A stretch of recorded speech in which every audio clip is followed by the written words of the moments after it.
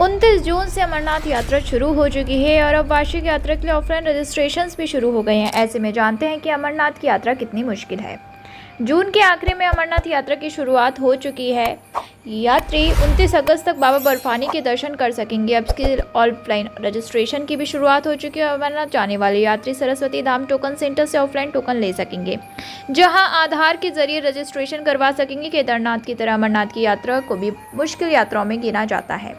तो ऐसे में आज हम आपको बताते हैं कि अमरनाथ यात्रा कितनी मुश्किल है और यहाँ जाने के लिए कितने किलोमीटर पैदल चलना पड़ता है। साथ ही जानते हैं कि किन मुश्किलों का सामना करने के बाद यहाँ पहुँचा जाता है। नमस्कार दोस्तों, स्वागत है आपका द स्पाइसी पीजी चैनल पर झलक के साथ। तो चलिए वीडियो को शुरू करते हैं।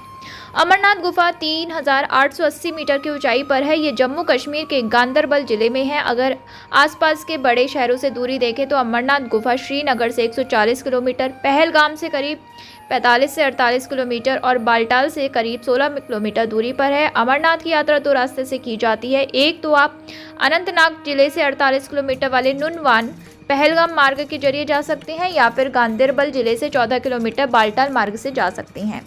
कितना है अमरनाथ का ट्रैक, ये तो आपको पता चल गया है कि अमरनाथ यात्रा के दो रूट हैं। अगर आप पहलगाम रास्ते से जाते हैं तो इसके लिए आपको करीब 45 किलोमीटर की यात्रा करके गुफा तक पहुंचना होगा और इस पूरी यात्रा में 3 दिन लगते हैं। ये रास्ता लंबा तो है, लेकिन इस रास्ते में चढ़ाई नहीं है और आप धीरे धीरे कम मुश्किल से यहाँ पहुँच जाते हैं। एक पड़ाव में आप चंदनवाड़ी 16 किलोमीटर, दूसरे पड़ाव में शेषनाग 12 किलोमीटर, तीसरे पड़ाव में गुफा तक 20 किलोमीटर पहुँचते हैं। दूसरे रूट में चलना कम पड़ता है और आप कम समय में इस यात्रा को पूरा कर सकते हैं। ये रूट बाल्टाल वाला रूट है, जहाँ से आपको 14 किलोमीटर की चढ़ाई चढ़नी होती है, लेकिन ये एकदम खड़ी चढ़ाई है। साथ ही इस रूट के रास्ते भी उतने सही नहीं है और इसे डिफिकल्ट ट्रैक माना जाता है। इस वजह से यहाँ बुजुर्ग आदि जाना पसंद नहीं करते हैं। वहीं अगर यात्रा के दौरान बारिश हो जाती है तो यात्रा और भी मुश्किल हो जाती है।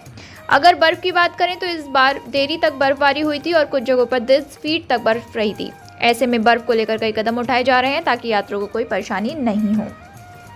अगर आप हेलीकॉप्टर से यात्रा करना चाहते हैं तो भी आपको पैदल तो चलना ही पड़ेगा। आप हेलीकॉप्टर में भी दोनों रूट से जा सकते हैं और इसमें रूट का चयन आप अपने टेंट, होटल या हेलीकॉप्टर की सीट के आधार पर तय कर सकते हैं। आप किसी भी रूट से जाएं, आपको पंजतारनी तक ही हेलीकॉप्टर मिलता है। इसके बाद करीब 6 किलोमीटर का ट्रैक करके आपको गुफा तक जाना होगा। इसका मतलब है कि हेलीकॉप्टर से जाने पर भी आपको 6 किलोमीटर तो जाना ही होगा।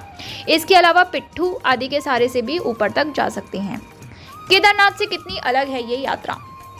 अगर केदारनाथ की बात करें तो केदारनाथ धाम समुद्र तल से 3584 मीटर की ऊंचाई पर है और वहीं अमरनाथ हिमालय में समुद्र तल से 3880 मीटर की ऊंचाई पर है। लेकिन अमरनाथ जिन पहाड़ों से घिरा है वहां बर्फ काफ़ी ज़्यादा रहती है, जिससे ठंड के साथ अन्य मुश्किलें भी काफ़ी रहती हैं। केदारनाथ का ट्रैक 16 किलोमीटर का है और यह चढ़ाई अमरनाथ के मुकाबले काफ़ी कम है।